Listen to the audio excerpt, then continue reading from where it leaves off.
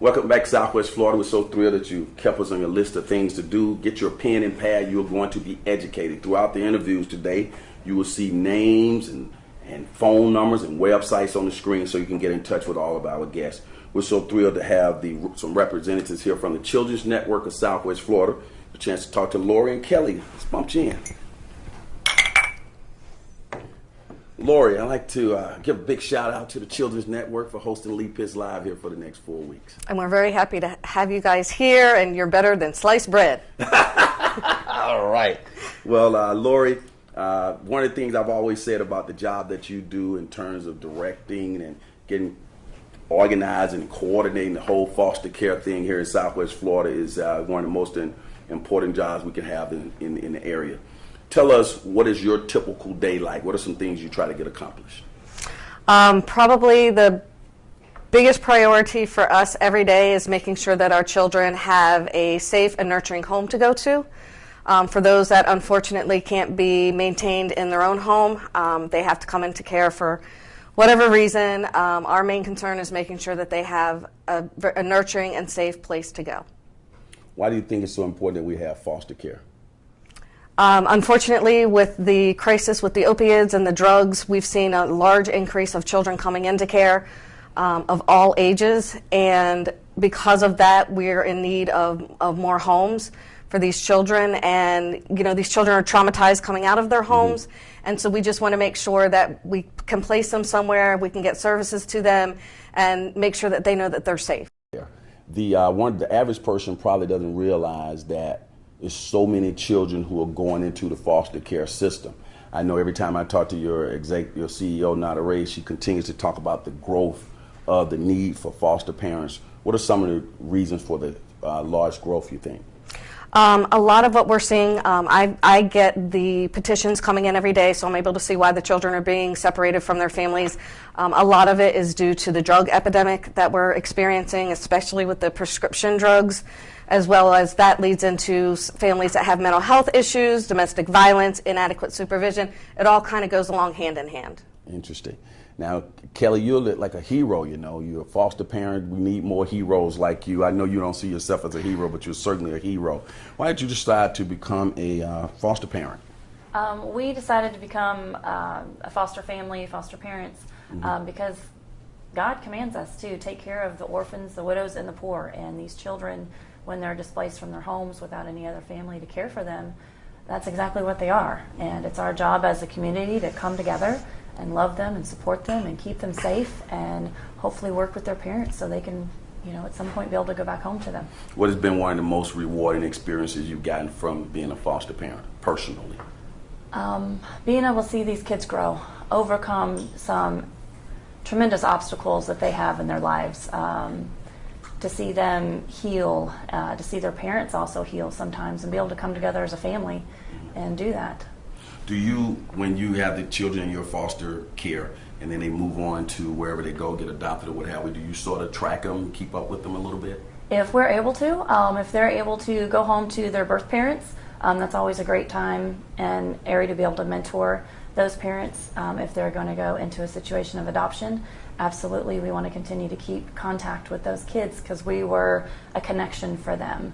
An attachment for them, and I think it's healthy. If we're now, Lori, you would interface with Kelly early on, or a caseworker would interface with Kelly. How does that process work when she first gets into the system? Well, we actually, yes, actually, when the foster families call, they call into our 1-855 line, and then we ask them some general questions just to make sure that they meet the minimum requirements to move forward. From there, we actually assign them to we are fortunate that we have different licensing agencies that we work with, so we'll assign it to an agency and they will follow up with the family and get them started in the process. Excellent. Now, do we have, like a person like Kelly, does she have to have a multi-million-dollar home on the lake that she can accommodate these children, or what types of homes do you look for foster parents? We recruit from all over. Okay. There's no set definition or what a foster home looks like. What we're looking for are families that are wanting to nurture and care for our children because that's what they really need. There is a home inspection that needs to be done during the process. However, we have foster parents from all walks of life. You mentioned early on they go through a screening process. What does it take to become a foster parent? Well, they call into our 1-855-93. I think you're using the term foster family, right? Yes. Okay, instead of parent. Go ahead. Yes, foster family. They call into our, as I said, into our 1-855 line. We get general information. We sign them up. They have to go through a 9-week class where we kind of go over the basics of child welfare and the type of children that we have coming into care and the traumas they've been through. During that time, they're assigned a licensing counselor who actually goes out to the home, and they'll do a home assessment with them. They do an inspection of their home. There is background screening involved for all the adult household members. Once they're finished class, their file is submitted to the network. We go through it, we submit it to DCF, and then they become licensed as long as they meet all the requirements. I see. Now, Kelly, one of the things I want to make sure we bring out is that if a person goes into becoming a foster family, they don't need to go in it trying to get rich, right? You're not going to get rich doing this.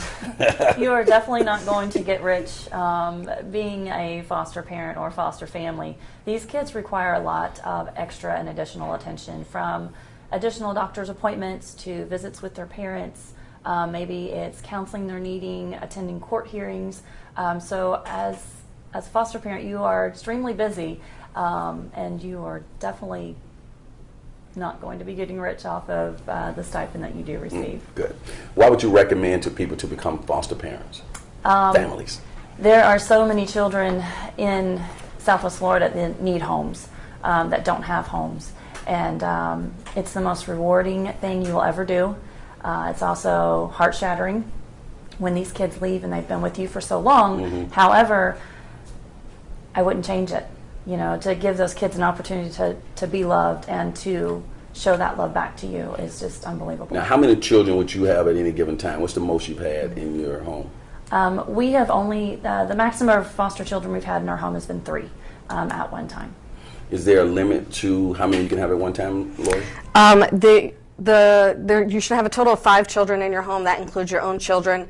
Unfortunately, because we are experiencing a crisis in foster care right now, we do have some homes that have 6 to 7 kids in the home. When you said we're experiencing a crisis, you're saying here in Southwest Florida or nationwide? Nationwide, I would say. I'm on a lot of the different websites for the foster care programs, and it seems that everybody's experiencing these issues with the drug epidemic that's going on right now. Okay, so I would, just a commentary, I would think that based on how the society is going in terms of foster care needs, we can get a barometer of how society is going in general in terms of problems. Yes. Okay. Well, ladies, it's been a pleasure having you both here on the show. Thank you. Thank you. And we had your contact information on the screen. We encourage everybody to give them a call, give Lori a call that number on the screen to become foster parents and get on to being heroes like Kelly. How about that? Absolutely. Let me bump you out. Stay tuned. We'll be right back.